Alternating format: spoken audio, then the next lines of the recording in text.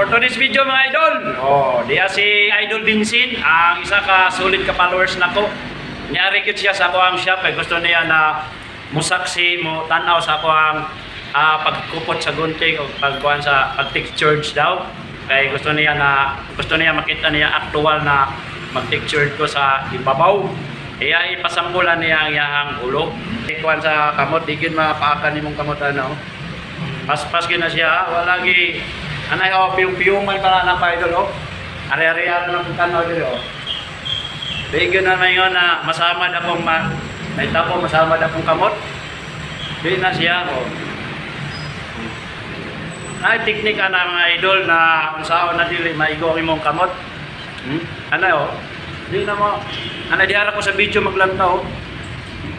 Duot na dol kaon na basi ka to mo na wala mo kaon porto lang bubog ano may kaon na kay paniud to tanawa yo os okay